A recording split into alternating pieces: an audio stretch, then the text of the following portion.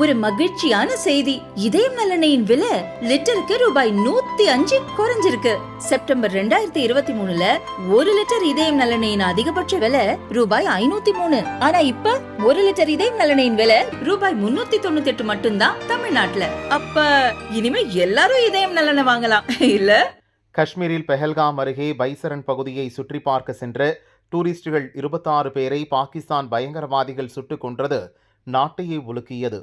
பயங்கரவாதிகளுக்கு அடைக்கலம் கொடுக்கும் பாகிஸ்தானுக்கு பாடம் புகட்ட அதிரடி முடிவுகளை இந்தியா எடுத்தது.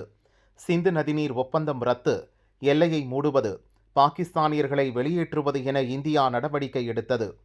பதிலுக்கு தங்கள் வான்பரப்பில் இந்திய விமானங்கள் பறக்க பாகிஸ்தான் தடை விதித்தது. ஷிம்லா ஒப்பந்தத்தை முடிவுக்கு கொண்டு வருவதாக சொன்னது. இந்த நடவடிக்கைகளை தாண்டி இரு நாடுகளிடையேயும் போர் பதட்டம் ஏற்பட்டுள்ளது. எல்லையில் துப்பாக்கிச் சண்டை நடக்கிறது. அரபிக்கடலில் பாகிஸ்தான் ஏவுகணை சோதனை நடத்தியது. இதற்கு பதிலடி கொடுக்கும் வகையில் இந்தியா INS விக்ராந்த் விமானம் தாங்கி போர்க்கப்பலை அரபிக்கடலில் நிறுத்தியுள்ளது.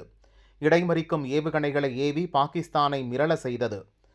போர் பதட்டம் ஏற்பட்டுள்ள நிலையில் இரு நாடுகளும் நிதானத்தை கடைபிடிக்க ஐக்கிய நாடுகள் சபை கேட்டுக்கொண்டுள்ளது. ஐநா சபை பொதுச் செயலாளரின் செய்தி தொடர்பாளர் ஸ்டீஃபன் டுஜாரிக் கூறும்போது, இந்தியா பாகிஸ்தான் அரசுகள் நிதானத்துடன் நடக்க வேண்டும், நிலைமையை ஐநா பொதுச் செயலாளர் உன்னிப்பாகவும் மிகுந்த கவலையுடனும் கண்காணித்து வருகிறார். நிலைமை மேலும் மோசமடையாமல் பார்த்துக்கொள்ள கேட்டுக்கொள்கிறோம்.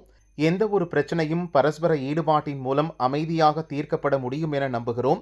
நிதானத்தை கடைபிடியுங்கள் என தெரிவித்துள்ளார்.